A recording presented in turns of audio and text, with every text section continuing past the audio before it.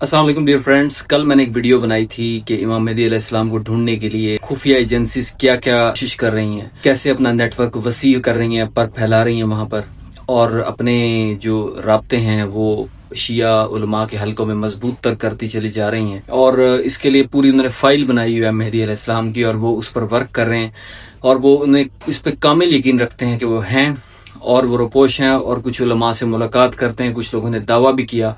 तो इस सारी सिचुएशन में अब मैंने इस पर कुछ बहुत ज़्यादा लोग राय दे रहे हैं, सोशल मीडिया पर मुझे मैसेजेस आए, दोस्तों की कॉल दें कि यार ये आप क्या बात कर रहे हैं। इसके हवाले से मैं कोशिश कर रहा हूँ कि वो क्लिप मिल जाए। 2003-4 में मैंने सुना था वो आलिम का, और वो शहीद कर दिए गए। उन्होंने यही बात की थी। अब तवातुर से वही बातें सामने आ रही हैं कि जिस शख्स ने पर एंड टाइम्स की सारी लड़ाई जहां मंतकी अंजाम पर पहुंचनी है, इमाम मेहदी अलैहिस्सलाम है। सारी लड़ाई जो कुफ्र और हक की होगी, हक और बातिल की होगी, उसमें मरकजी किरदार, डिसाइसिव किरदार इमाम मेहदी अलैहिस्सलाम का है, और जनाब ईसा इब्न मरियम उनकी कमांड में लड़ेंगे। जब इस हद तक लड़ाई है, इस हद तक मामला है, इस हद तक मुकाबला है, तो मरकजी किरदार को तलाश करके खत्म करने की कोशिश करेंगे, और वो एग्जैक्टली ऐसा कर रहे हैं, ढूंढ रहे हैं। लेकिन ये कि जिसे खुदा बचाना चाहे उसे कोई पकड़ नहीं सकता। लेकिन मैं उन साइंटिफिक मेथड्स पर, बावजूद ये जानते हुए कि वो कुछ नहीं कर पाएंगे, कुछ नहीं बिगाड़ पाएंगे, लेकिन हम उनकी प्लानिंग, उनकी साजिश, उनकी नफरत और दुश्मनी के हवाले से हम जरूर बात करेंगे कि वो क्या कोशिश कर रहे हैं। तो क्वेश्चन ये है कि इमाम मेहदी अलैहिस्सलाम इस वक्त कहाँ होंगे। अगर मुझे मालूम भी हो तो मैं आपको क्यों बताऊंगा, ये तो सीक्रेट है,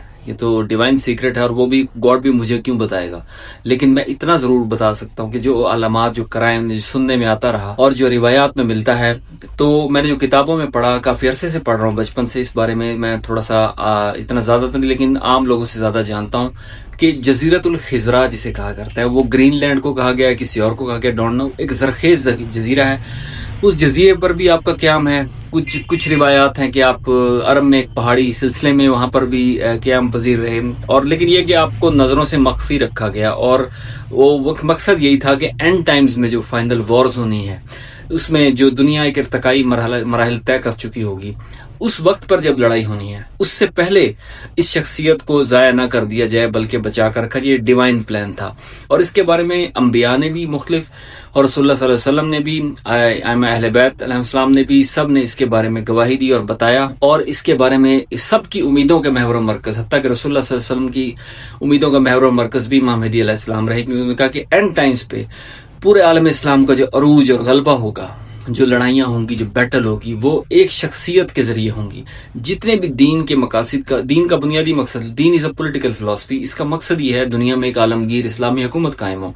तो इस्लामी हुकूमत कायम कैसे होगी? There should be someone, one person एक ऐसा होना चाहिए जो ये सिस्टम नाफिज करे, कुफ्र से लड़कर उसकी तागूत की सुपर पावर को, मिलिट्री माइट को खत्म करे। तो कौन होगा? इमाम मेहदी ना भी कहा, कोई ना कोई फर्द ऐसा होना जरूर बनता है कि जो इस्लाम का गलबा लेकर आए।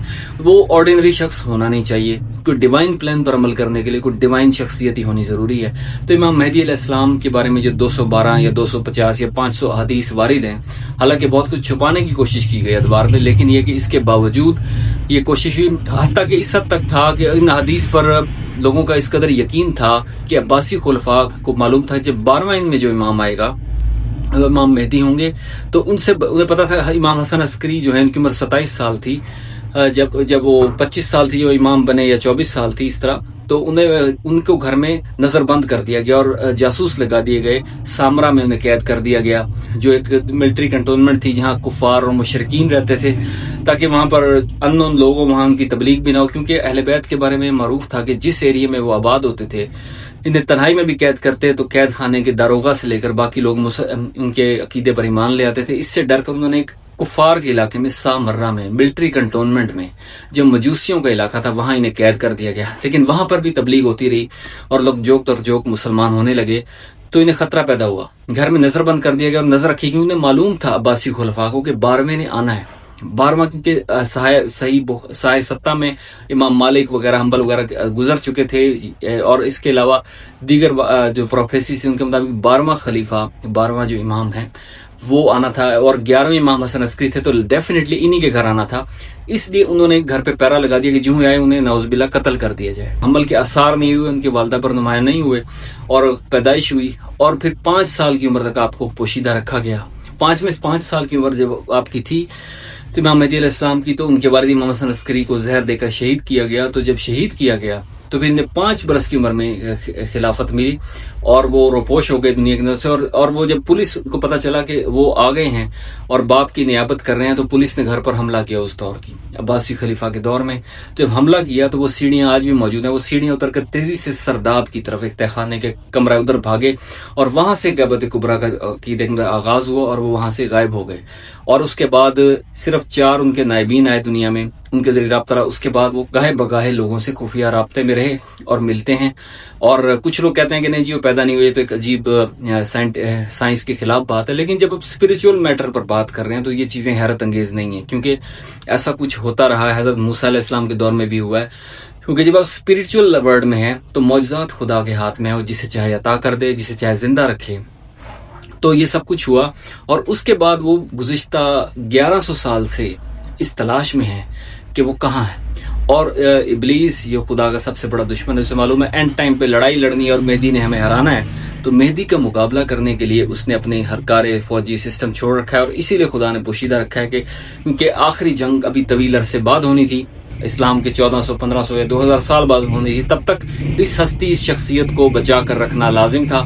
اور اس لیے اس شخصیت کو بچا کر رکھنے کے لیے خدا نے ایک سسٹم بنایا. کچھ لوگوں سے بہرحال وہ رابطے میں رہتے ہیں, کچھ علماء کے بارے میں سننے میں آیا, کچھ واقعات ہیں. مسجد کوفہ میں بھی وہ جگہ ہے, میں نے ذکر کیا کہ جہاں پر وہ تشریف لاتے ہیں اور مختلف مزارات پر بھی تشریف لاتے ہیں. کربلا بھی جاتے ہیں, ہر سال حج فرماتے ہیں. عمر ان کی 35 سے 40 سال کے درمیان بتائی جاتی ہے, جو اس صورت میں ان کی ایج ٹھہر گئی ہے. اور وہ انتہائی خوبصورت ہیں, باوقار شخصیت ہیں, روشن چہرے والے نوجوان ہیں. اور اسی حالت میں جو لوگ جو ان کا حلیہ بتایا گیا اس کے مطابق وہ نہایت حسین و جمیل ہستی ہیں. تو اس جنگ میں جو آخری بیٹل ہونی ہے ان کا مرکزی کردار کے سبب, آرمیگیڈن میں مرکزی کردار کے سبب انہیں راستے سے ہٹانے کے لیے دجالی قوتیں اب زیادہ ایکٹیو ہیں, کیونکہ اب زیادہ ٹیکنالوجی آ گئی ہے. اب زیادہ ٹیکنالوجی سے زیادہ صورت سے وہ ڈھونڈ رہی ہیں اور انہیں معلوم ہے کہ اگر ہم نے ڈھونڈ لیا تو ہم کامیاب ہو جائیں گے, ہم جنگ لڑنے سے پہلے ہی جیت جائیں گے, ڈیوائن پلان کو, خدا کے پلان کو ناکام کر دیں گے.